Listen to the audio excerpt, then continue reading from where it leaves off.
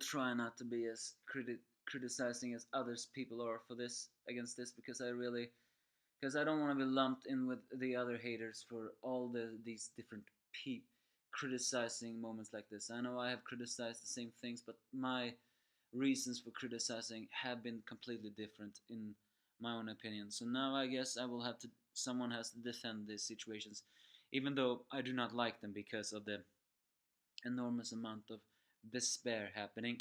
But this is the Nanatsu no Taizai chapter 238, and I am the Anger Me Fan, the Despair Viewer. King and Gother have created a great combination attack that even the mighty Chandler reveals that if he does take that head on, even he will not get out unscratched. But of course, as a full counter person, it is also very possible for him to counter that. So, so Gother says, "Do not fire until I give the signal." Then suddenly it feels like they fire, and Chandler counters, but then it turns out it was an illusion. And through that illusion, King fires the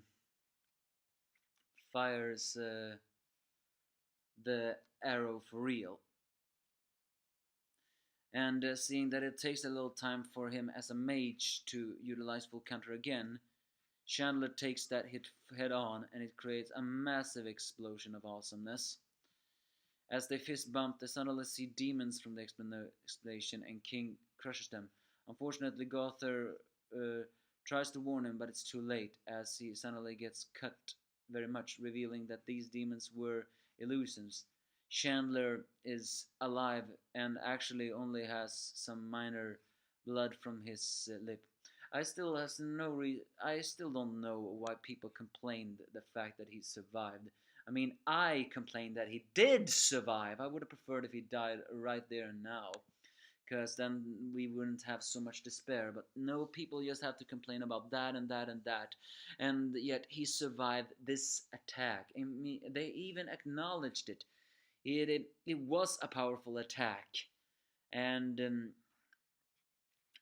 only reason he survived it was not because he was a high-ranking demon. It's because, well, he utilized a lot of his magic powers and his magic body wall defense to block it. So he only took little damage. It would have finished him if he did not have that. So it's worth noting, people. If you twist turn on that, it can happen. So unfortunately though, Chandler pulls a new spell on Gother called Absolute Order, meaning that from he now can order Gother around, another broken spell. As he approaches Elizabeth, he wonders what he's going to do to kill her, so he decides to pierce her with the dragon fang. As Diana, still nude by the way, which actually that was a pretty welcoming scene, her being nude all this, although it's a bit of a distraction. I still have to say I really liked that nude scene there, although we technically have no right to call that nude scene. It's basically a Barbie doll anatomy, which I do not exactly like so very much. She blocked it with her heavy metal, which is powerful enough to do that. Turns out though that Chandler had an ability that can block even that, called Crimson Requiem. Kings try to protect them both, but they almost get melted away, if not for Ban, who finally appears on the scene again, having saved them all. And he calls himself a human, which, by the way, is not exactly true. He's a former human. He's an undead, so to speak. I have wondered where Ban have been this entire situation. He finally appeared again, and yeah, unfortunately, Ban is the only one without a sufficient power level to fight back, but at least he saved the gang, so that's good. As Chandler creates purgatory fire and proclaims that the human, the giant, the fairy, and the goddesses are all enemies of the demon clan since 3,000 years ago, he decides to eliminate them since, well, they cannot be allowed to mix with Meliodas. Unfortunately, he suddenly begins to tumble, and I reveal that his magic power is at the is actually very exhausted.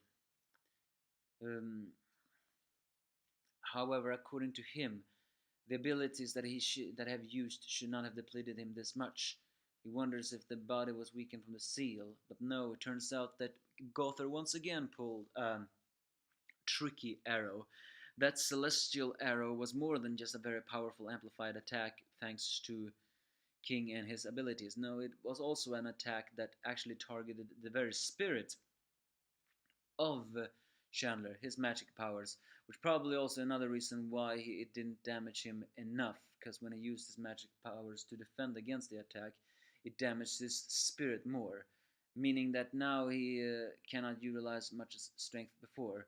As King knock away Chandler temporarily, the seven deadly sins stand beside each other as comrade in arms, proclaiming that no matter what you think, we and the captain came together because we had to, as comrades of fate.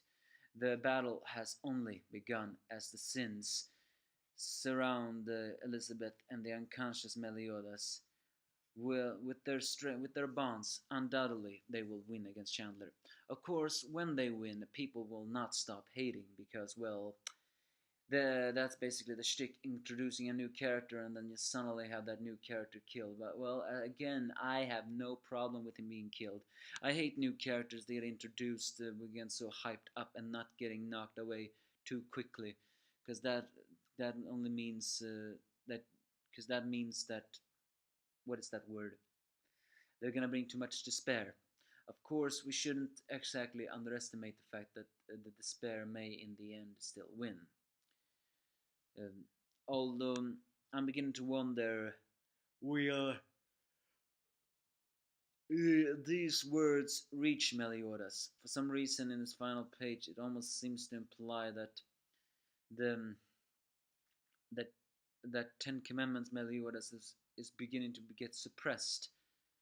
I have no idea. Maybe he will awaken as Meliodas of the seven deadly sins and save the day.